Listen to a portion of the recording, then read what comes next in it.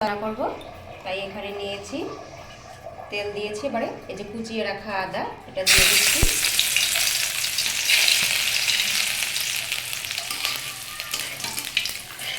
আদাটা একটু লাল লাল করে ভাজা হবে।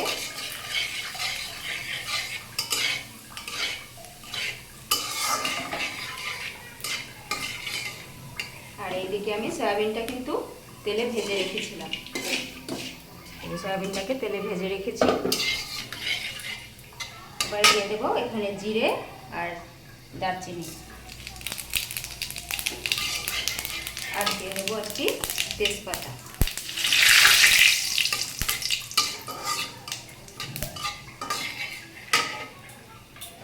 এবারে দেখুন এই যে কেটে রাখা আলু,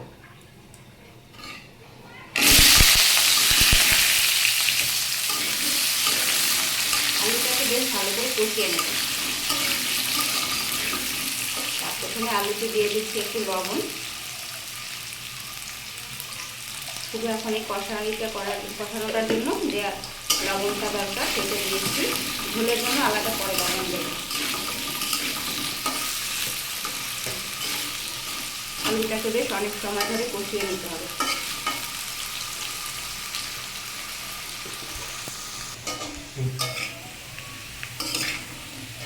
দেখুন আলুটা কিন্তু বেশ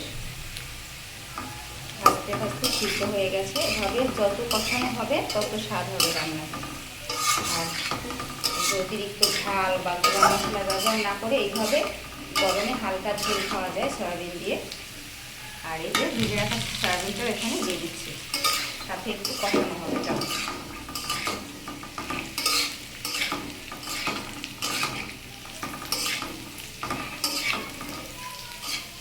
আর এইখানে দুটো আস্ত লঙ্কা দিয়ে দিচ্ছি। আমি এখানে কোনো গুঁড়া মশলার ব্যবহার করবো না, গুঁড়া লঙ্কাও দেবো না।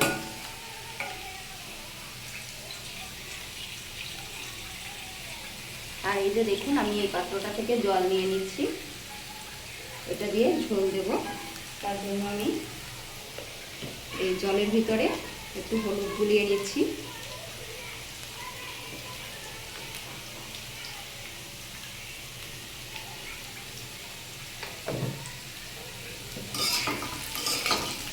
দেখুন আলুটা এবং সয়াবিনটা কিন্তু বেশ ভালো করে ভাজা হয়ে গেছে, তেল ছেড়ে দিয়েছে দেখুন। আর এইভাবে যখন তেল ছেড়ে দেয় মশলা থেকে তখন সেই রান্না খেতেও বেশ ভালো লাগে। যারা অতিরিক্ত ঝাল মশলা খেতে পারে না, এইভাবে হালকা, তাছাড়া এমনি গরমেও এরকম হালকা রান্না করে খাওয়া যায়, হালকা পাতলা ঝোল।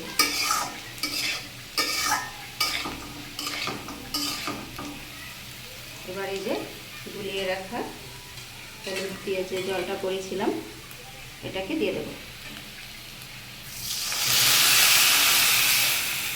এতে করে কালারটা সুন্দর আসবে। ঝোলের কালারটা কত সুন্দর এসেছে, হলুদটা এভাবে দিলে কালার সুন্দর চলে আসে। আর ওই ভাজার সময় দিলে সেটা ভাজা ভাজা হয়ে যায়। এবার এটা ফুটে উঠুক, তারপরে লবণ দেবো।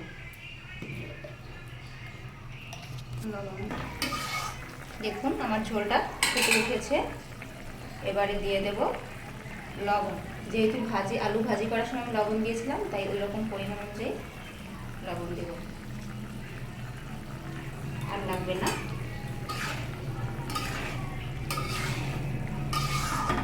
আর চাইলে হালকা একটু গোলমরিচের গুঁড়া ব্যবহার করা যেতে পারে। এরকম হালকাভাবে রান্না করে গরমে খাওয়া যায় আর খেতেও বেশ ভালো লাগবে। আর ভিডিওটি ভালো লাগলে অবশ্যই লাইক, কমেন্ট, শেয়ার করে দেবেন, সাবস্ক্রাইব করে দেবেন।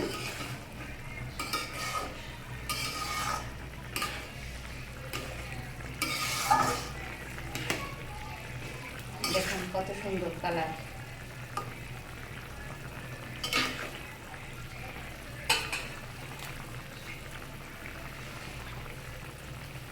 আর ভিডিওটি ভালো লাগলে অবশ্যই লাইক, কমেন্ট, শেয়ার করে দিবেন, সাবস্ক্রাইব করে দিবেন। আর যারা যারা গঠনমূলক কমেন্টস করেন তাদেরকেও অসংখ্য ধন্যবাদ, শুভকামনা। সকলে ভালো থাকবেন এভাবে করে হালকা করে ঝোল করে খাবেন। এটাতে আমি হালকা একটু গোলমরিচের গুঁড়া দেবো, অল্প একটু,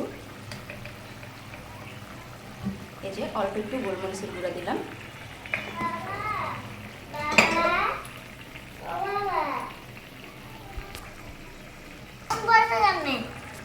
কেমন লাগলো কমেন্ট করে অবশ্যই জানাবেন। ভালো থাকবেন সকলে, সুস্থ থাকবেন। আজকে এই পর্যন্ত, নমস্কার।